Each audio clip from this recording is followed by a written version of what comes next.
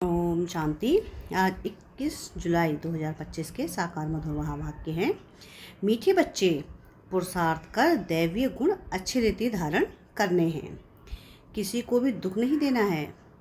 तुम्हारी कोई भी आसुरी एक्टिविटी नहीं चाहिए। प्रश्न है आज की मुरली का कि कौन से आसुरी गुण तुम्हारे श्रृंगार को बिगाड़ देते हैं।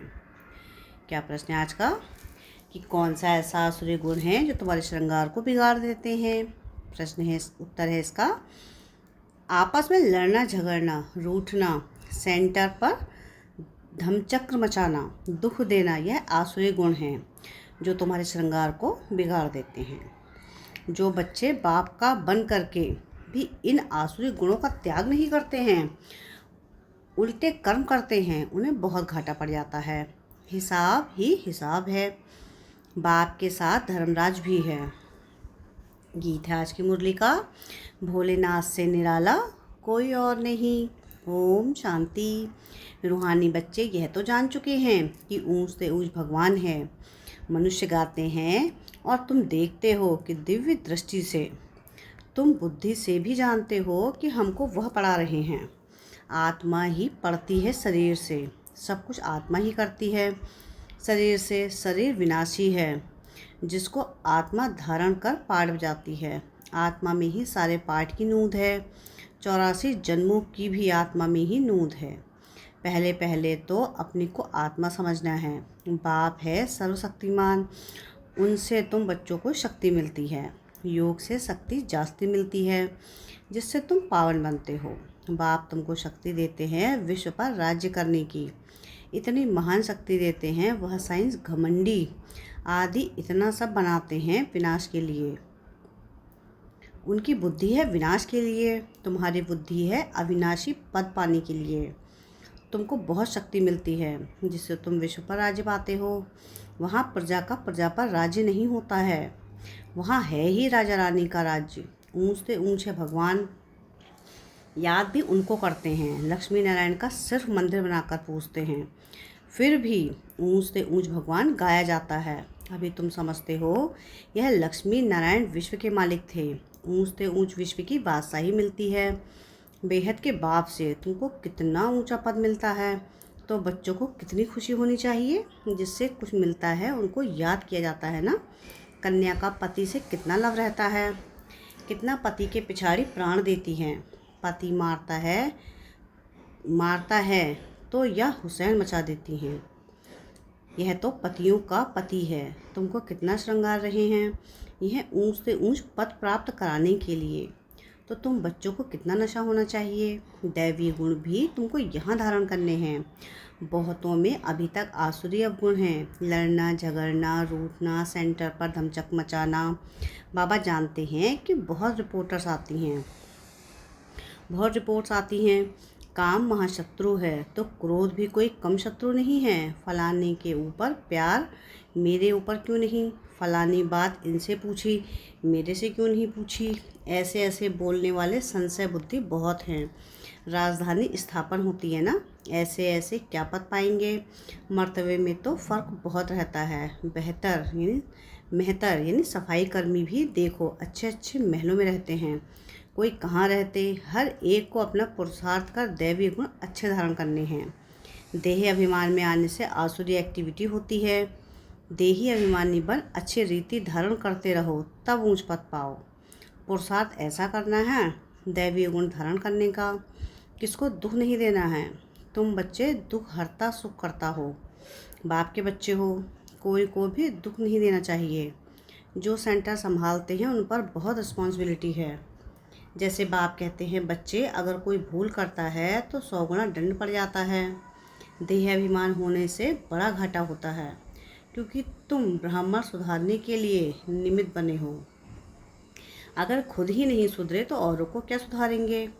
बहुत नुकसान हो पड़ता है। पांडव गवर्नमेंट है ना, ऊंच से ऊंच बाप है, उनके साथ धर्मराज भी हैं। धर्मराज द्वारा बहुत बड़ी सज़ा खाते हैं। ऐसे कुछ कर्म करते हैं तो बहुत घाटा पड़ जाता है। हिसाब ही हिसाब है। बाबा के पास पूरा हिसाब रहता है। भक्ति मार्ग में भी हिसाब ही हिसाब है। कहते भी हैं भगवान तुम्हारा हिसाब लेगा। यहाँ बाप खुद कहते हैं कि धर्मराज बहुत हिसाब लेंगे, फिर उस समय क्या क्या क्या कर सकेंगे। साक्षात्कार होगा कि हमने यही है किया, वहाँ तो थोड़ी मार पड़ती है, यहाँ तो बहुत मार खानी पड़ेगी। तुम बच्चों को सतयुग में गर्व जेल में नहीं आना है, वहाँ तो गर्व महल है, कोई पाप आदि नहीं करते। तो ऐसा राज्य भाग्य पाने के लिए बच्चों को बहुत खबरदार होना है। कई बच्चे यानी ब्राह्मणी टीचर से भी तीखे हो जाते हैं, तकदीर ब्राह्मणी से भी ऊंची हो जाती है। यह भी बाप ने समझाया है कि अच्छी सर्विस नहीं करेंगे तो जन्म जन्मांतर दास दासियाँ बनेंगे। बाप सम्मुख आते ही बच्चों से पूछते हैं, बच्चे देही अभिमानी होकर बैठे हो। बाप के बच्चों प्रति महावाक्य हैं, बच्चे आत्माभिमानी बनने का बहुत पुरुषार्थ करना है। घूमते फिरते भी विचार सागर मंथन करते रहना है। बहुत बच्चे हैं जो समझते हैं कि हम जल्दी जल्दी इस नर्क की छीछी दुनिया में जाएं, छीछी दुनिया से जाए सुखधाम।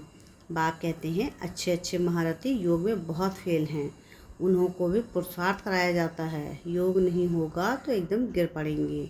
नॉलेज तो बहुत सहज है, हिस्ट्री ज्योग्राफी सारी बुद्धि में आ जाती है। बहुत अच्छी अच्छी बच्चियां हैं जो प्रदर्शनी समझाने में बहुत तीखी हैं, परंतु योग है नहीं, दैवी गुण भी नहीं है। कभी कभी ख्याल होता है अर्जुन क्या क्या अवस्थाएं हैं बच्चों की, दुनिया में कितना दुख है, जल्दी जल्दी यह खत्म हो जाए।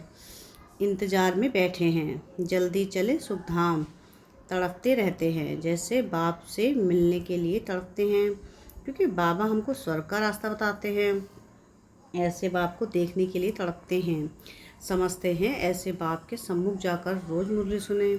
अभी तो समझते हो यहाँ कोई झंझट की बात नहीं रहती है, बाहर में रहने से तो सबसे तोड़ निभाना पड़ता है, नहीं तो खिटपिट हो जाए, इसलिए सबको धीरज देते हैं। इसमें बड़ी गुप्त मेहनत है, याद की मेहनत से कोई से पहुँचती नहीं। गुप्त याद में रहे तो बाप से डायरेक्शन पर भी चले, देह अभिमान के कारण बाप के डायरेक्शन पर चलती ही नहीं। कहता हूँ चार्ट बनाओ तो बहुत उन्नति होगी, यह किसने कहा? शिव बाबा ने। टीचर काम देते हैं तो करके आते हैं ना। यहाँ अच्छे अच्छे बच्चों को भी माया करने नहीं देती। अच्छे अच्छे बच्चों का चार्ट बाबा के पास आए तो बाबा बताए कि देखो कैसे याद में रहते हो। समझते हैं हम आत्माएं आशिक एक मासूक हैं, एक मासूक की हैं। वह जिस्मानी आशिक मासूक तो अनेक प्रकार के होते हैं। तुम बहुत पुराने आशिक हो, अभी तुमको देही अभिमानी बनना है, कुछ ना कुछ सहन करना ही पड़ेगा, मियाँ मिट्ठू नहीं बनना है। बाबा ऐसे थोड़ी ही कहते कि हड्डी दे दो, बाबा तो कहते हैं तंदुरुस्ती अच्छी रखो तो सर्विस भी अच्छी रीति कर सकेंगे। बीमार होंगे तो पड़े रहेंगे, कोई कोई हॉस्पिटल में भी समझाने की सर्विस करते हैं, तो डॉक्टर लोग कहते हैं यह तो फरिश्ते हैं, चित्र साथ में ले जाते हैं, तो ऐसी ऐसी सर्विस करते हैं, उनको रहमदिल कहेंगे। सर्विस करते हैं तो कोई कोई निकल पड़ते हैं। जितना जितना याद बल में रहेंगे उतना मनुष्यों को तुम खींचेंगे, इसमें ही ताकत है। प्योरिटी फर्स्ट कहा भी जाता है, पहले प्योरिटी पीस पीछे प्रॉस्पेरिटी। याद के बल से ही तुम पवित्र हो जाते हो। फिर है ज्ञान बल, याद में कमज़ोर मत बनो, याद में ही विघ्न पड़ेंगे। याद में रहने से तुम पवित्र भी बनेंगे और दैवी गुण भी आएंगे। बाप की महिमा तो जानते हो ना, बाप कितना सुख देते हैं, 21 जन्मों के लिए तुम सुख के लायक बनते हो। कभी भी किसी को दुख नहीं देना चाहिए। कई बच्चे डिसर्विस कर अपने आप को जैसे श्रापित करते हैं, दूसरों को बहुत तंग करते हैं, कपूत बच्चा बनते हैं तो अपने आप को आप ही श्रापित कर देते हैं। डिसर्विस करने से एकदम पट पड़ जाते हैं।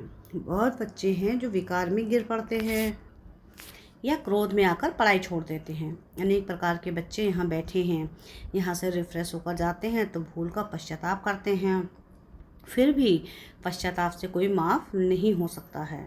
बाप कहते हैं क्षमा अपने पर आप ही करो, याद में रहो बाप किसको क्षमा नहीं करते हैं।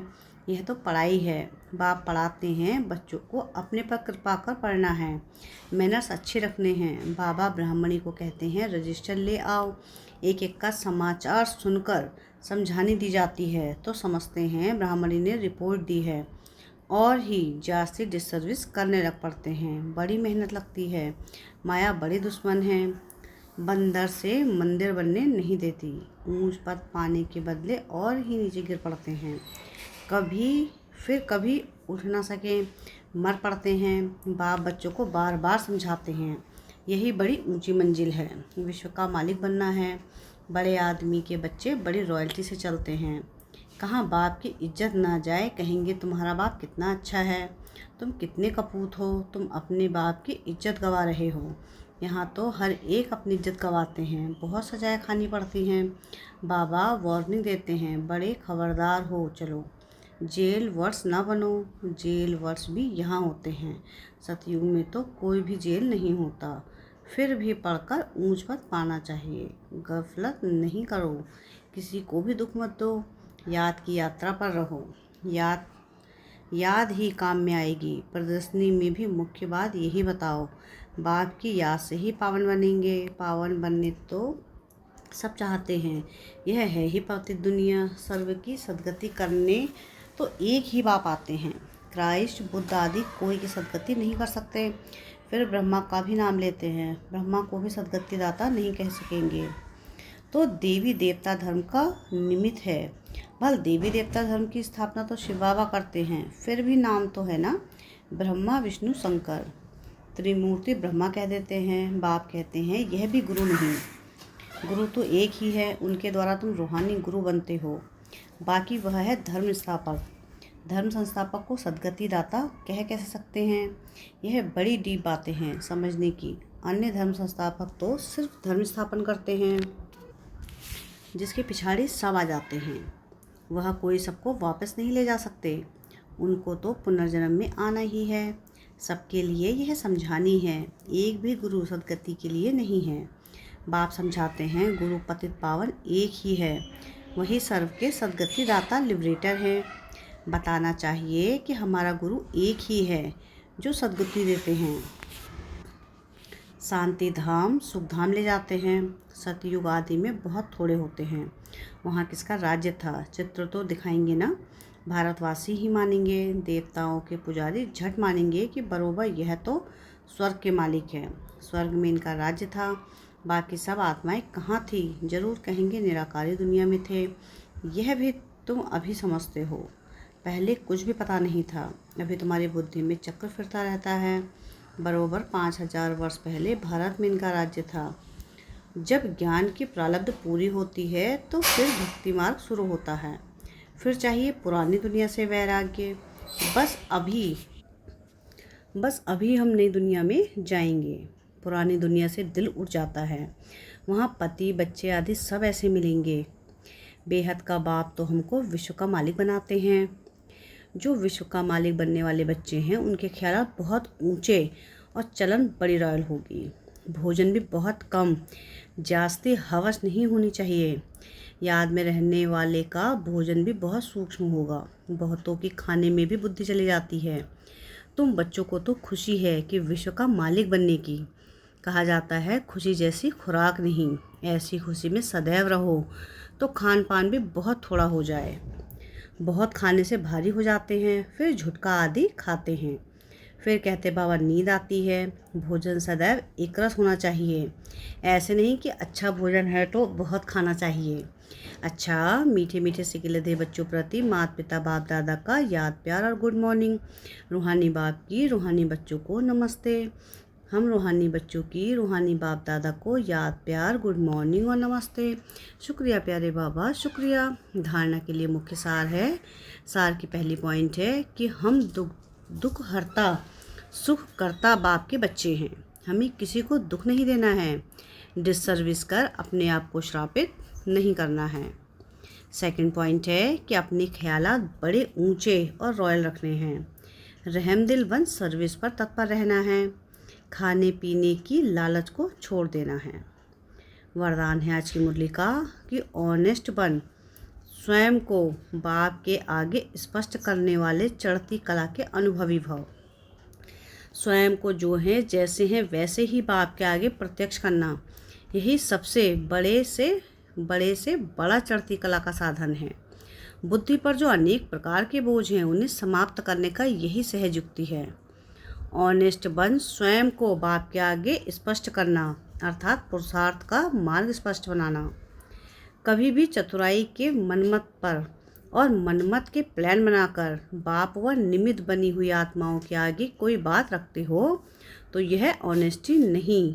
ऑनेस्टी अर्थात जैसे बाप जो हैं जैसा है बच्चों के आगे प्रत्यक्ष है, वैसे ही बच्चे बाप के आगे प्रत्यक्ष हों। स्लोगन है आज की मुरली का कि सच्चा तपस्वी वह है जो सदा सर्वस्व त्यागी की पोजीशन में रहता है। अव्यक्त इशारे हैं कि संकल्पों की शक्ति जमा कर श्रेष्ठ सेवा के निमित्त बनो। वर्तमान भविष्य का दर्पण है। वर्तमान की स्टेज अर्थात दर्पण द्वारा अपना भविष्य स्पष्ट देख सकते हो।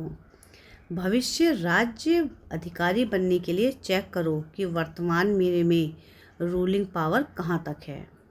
पहले सूक्ष्म शक्तियाँ जो विशेष कार्यकर्ता हैं, संकल्प शक्ति के ऊपर, बुद्धि के ऊपर पूरा अधिकार हो, तब अपना भविष्य उज्जवल बना सकेंगे। अच्छा, ओम शांति।